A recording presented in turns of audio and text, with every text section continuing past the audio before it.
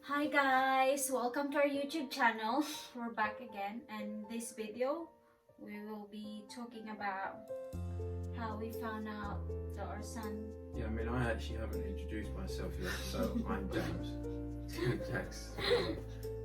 And yeah, this video is quite a sensitive video. It's the one that you always think about and think, shall I? But it's something. It's something that is important. That the message is out there for other families to sense these things and to realise what's going on if the red flags are there. So that's really what we wanted to talk about. And how did we know that Jack, our son's got autism, and what are the signs in this video? So initially we had obviously no idea. There were a lot of people that would obviously tell you things, and they would say, "Oh, have you what Jax are you doing, darling?" his name." You're always in a little bit in denial as a parent. You always think, that's not my child. He's just late developed. He's just a late developer. He's just delayed a little bit because he was meeting a lot of milestones. He was such a happy boy, and he loves being kissed and hugs at around 12 months, right?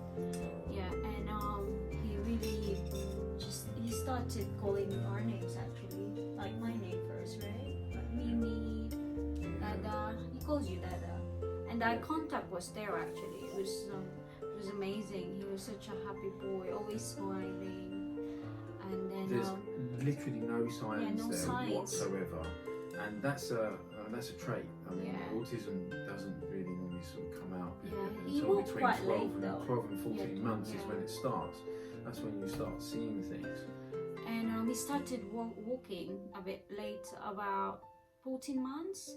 So I was kind of worried around 12 months. I was like, why is he still not walking? Like all my friends, their kids start walking when they're only 10 months, 12 months. But they said it's normal for kids that they walk late. But I never thought that's the signs as well. And then we moved to Tonbridge Walls. Then that's the time we So Kathy used to work in a nursing home. No, not nursing home. home. Not nursing home. Sorry. Nursery. A nursery. Yeah. And we obviously had to find childcare for Jack because she went there full time. And they were very kind and they offered for Jack to go to the same nursery. And they would give us 50% discount for childcare, which is really good. It was really good. And and that's where it all started, really. Yeah, it started really, and I used to take him to the park every day after nursery actually, and sometimes mostly weekends, Saturday, Sunday, we're always out and about. And I can always remember that there's these moms calling and playing with their kids, and they're just all interacting with their parents. They're just jumping around, really happy, and calling mom's names, and I'm like, Mama, and Jack was like, I tried to do it with Jack, but he was just not into it at all. He was just like, he's got his own world, and I'm like, oh no, it's just, it's just not in the mood. I was just trying to just convince myself that it's normal, right? And it was really difficult. And I remember we used to take him to different clubs, right? Like music clubs, names all the clubs.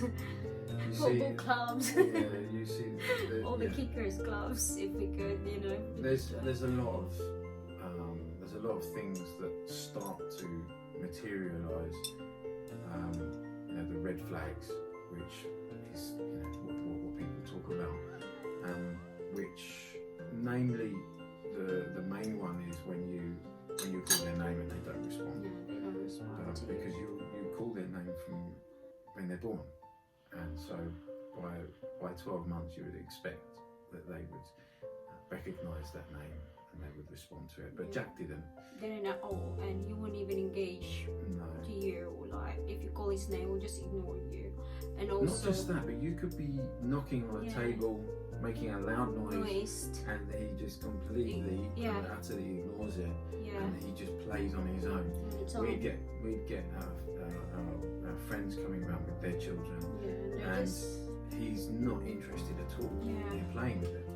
So that was another big thing for us, that he just was in his own world, didn't want to play with other kids, didn't respond to his name. And then the sensory stuff starts, the hand flapping, the stimming, tiptoe, walking on his tiptoes. He's putting everything in his mouth as well, like whatever he sees, he'll put everything in his mouth. He still does that now. And we didn't really know what's normal and what normal at that time. To be honest, we're just a first-time parents. I can honestly hold my hands up and say that I never knew anything about autism, really. Yeah, I didn't even know. I never heard about it, actually. I think I speak for a lot of people when I say this, but there's a couple of movies out there that a couple of famous movies, and I've watched those. But yeah, it's one of those things that autism is not really something that is out there. Not a lot of people know about it, or know a lot about it, should I say? Not all of them. No. I just wish that most people are just educated about autism, because it's really difficult. Like they think when you've got autism, they think like, you know what I mean, like so bad, but they just don't have a clue.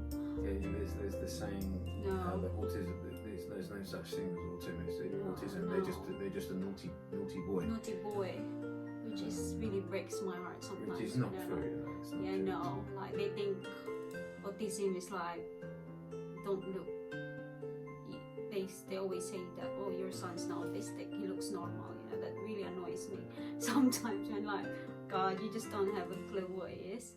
So going back to Kathy's where she worked in the nursery, she worked in a different room to Jack, so she wasn't allowed to work with Jack for obvious reasons. And there was a lot of kids in this nursery, so it actually stressed Jack out quite a lot because of the noise. Their ears, their hearing is extremely sensitive, and the environment there was so busy, that sort of thing, which there's so many kids in there as well. It's about 30 kids in that room, and I remember one time when the fire alarm just went on, every children was like just running, and was so shocked about the noise, about the fire alarm. But Jack was just standing there and just didn't move at all, and just playing with this one toy. And I was like, why he's not moving? And my colleague was just like, God, what's going on? Why I didn't hear the fire alarm? Because most kids, they will like panic, right? So that's the time, and I knew it straight away that there's something wrong. And on my mind, it was his hearing. And I didn't tell James about it because I don't really want him to worry about it, actually. And then one day my manager phoned me up. I was on my day off and said I would like to have a meeting with you next day, if that's possible. It's about Jack. So yeah, that day was just the worst day of my life. Like, sat down with the help visitors and start telling me about that they can see all the signs of Jack's, that it can be autistic, or it can be hearing problem, or it can be like, they didn't know what they said, but they said that he's not reaching all the milestones for 16 months, 17 months. And I remember I just cried, and my manager just said that you need a day off, so I can't work anymore after that. It really breaks my heart when I heard the autism word and I didn't know what it is. It was so difficult. But I promised myself that I won't cry. It's just that every time I talk about it, it's just like I remember that day. Yeah. So the health visitor, she came round a couple of times to check Jack and stuff like that.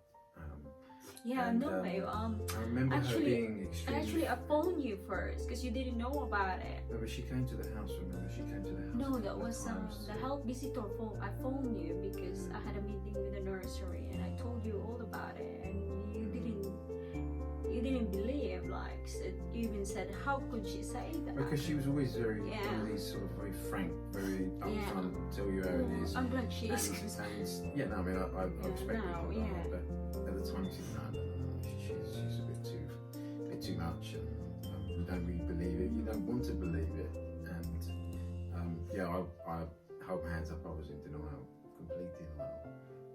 Kathy was less in denial than me. Yeah, because I knew. 'Cause you know when you work in like, when you work in a nursery and you've done some training, you know that you've got the feeling, but you just can't say the word autistic, you know. So it's hard. It's really hard. And then yeah, James was. You started just searching for it, right? We're like googling every day. Yeah, you do. You look at, you Google the signs and what are the traits and what does it mean, and it's just that it's an unknown world. Yeah. It's a frightening world when you're faced with it. And one of the hardest things was that, I mean, everything fell into place in the end. We went for hearing tests, And it was and that came out fine. you lose all the noise. Yeah. No, it's just fine. I mean, all those things were fine. So that pointed even more in the direction to a diagnosis of autism, because if his hearing is fine and he was responding in this room, because you go into this extremely quiet room, and I don't know if you guys have ever been to a hearing test, but it's like super sensitive, and you can if the sound's there, so Jack's, Sunflower. yeah, and so Jack will look over there, and then something there, and he'll look over there. So those things were fine, and then they said, okay, so we recommend that he's seen by a paediatric. So we were put on the list, and we got to see the paediatric, and he diagnosed him with global late development at that time, didn't he? Yeah, it was Global late development, which that wasn't too bad. But obviously you go on the waiting list for a diagnosis, or should I say, not diagnosis, but for the test. You've seen about flea penetration. Yeah. Yeah, and then the last one. We saw a number of. And then the last one told us that she can actually see that Jack got autism. Yeah, but I mean, I think the hardest part is you go on a waiting list. We waited 18 months, and you don't know. I mean, the signs are there. In the back of your mind, you know, but you want that closure. You want someone to turn around to you and just confirm it. And it was the day that it was confirmed, which was May 2019. It was like a weight had literally just been lifted off of our backs, because you wait around for that amount of time, and although I said, as I always say, in the back of your mind you already know, at least then it's confirmed, and it's almost like you can then get on with it. Yeah, get on with it. And so we just I was threw pleased. We're so ourselves. pleased that we just found out. Yeah. So we threw ourselves into the world of autism, buying books and research. Yeah, and I remember I used to cry like for months, right? Like just didn't know what bring us, what will happen in the future. Like I always think that it won't be cured. It won't, because I always hear these people, they will not talk, and it's just those things, but I was just lucky that my mom was here. We have mom here, because I'm from Philippines, so I managed to take her here with me, and I wasn't feel alone, because it was so difficult for having an autistic child, like so hard to tell your friends about it as well. And I'm so glad that all my friends were so supportive of me. Of course, you're gonna get most of your friends that will try to, try to just, oh, your son might be autistic because you let him watch too much TV, like, those silly things, but There's so many things it's like just that. so, sometimes I just think wish they knew, they just don't have a clue. No one really knows what it is that causes Yeah, autism, but they're born with it. So they're born with all it, the- and also what I realized is you just have to keep going, and you just never gave up. I think with having an autistic child. the main thing, and the reason why we wanted to do this video today is because if you are that one of these parents that are also sitting there thinking, I wonder, then do something about it. Go out and do something about it. Don't sit there and... I know you feel lonely and sad, and you think that why you have this what I've ate, because I always think when we found out that Chuck was autistic, I was like, oh babe, maybe I've ate bad food, or You blame yourself for everything. yourself, or maybe Yeah, I you was blame so yourself for stressed, everything. or I didn't know what's going on, but they said, of course, it's genetic, right? But they're no born one with it. knows, really, isn't it? Like, it's No. still. But the main thing is, if you see any of the signs, then you can Do it's something. all about early Yeah. intervention, and Early early intervention. intervention really is the key to. Nothing's going to ever cure autism, but you can improve the way that they grow up and improve their awareness, their speech, and their life. And be it's patient. it's all about how much work you're willing to put in as a parent. Exactly. It's really as simple as that. Yeah. And trust me, there's a lot of work that goes into it. A lot. Yeah. And there's maybe- a lot of good times. Yeah. And there's some not so good times. But it's something that you should definitely sort of attack early, should we say? Yeah. I had to give up my job for Jack. I used to have a really good job, but I have to give up just for him because I just can't handle, watching him grow, not knowing, what milestone he's been, and I just want to be there and witness everything and help him. The progress that he's made is astounding. It's really unbelievable. A year ago, Jack had no eye contact, no speech, nothing. There was no affection really. And you can imagine as parents, all you want is affection from your kids. You want them to tell you that they love you, and you want them to come up and give you a kiss and give you a cuddle. And when you don't get those things, it's hard. It's really, really hard. So, it's one of those things that you just have to persevere with. Yeah, but now he's so obsessed with Persevere me. with, and no, he is. He's so affectionate. He's shown really unbelievable emotion, but if I leave the house, he'll just cry, and when I get in the house, just get so excited and start cuddling me and kiss me. He's amazing, isn't he?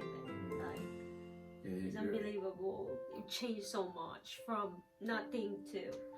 You become their world. The mother becomes their world. I mean, I'm at work a lot, so Kathy spends a lot of time with Jack. So you literally become their world. You become a detective, right? The thing is, they look to you to understand their needs. Yeah. They rely on you to understand them, and they can't talk. They can't.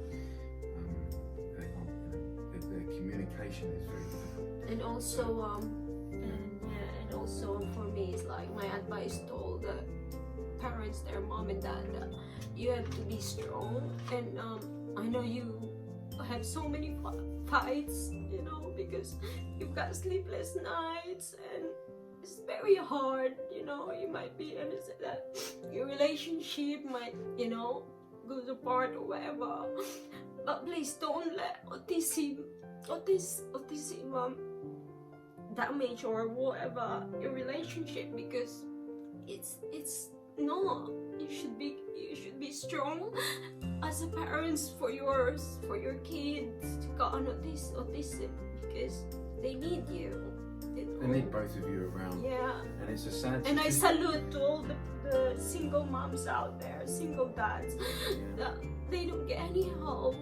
But It's a sad statistic, but It is. 80% of parents with autistic kids separate. It's a lot. it's sad, and I It's a think lot. I think we're I think not it's safe to say that Jack Yeah.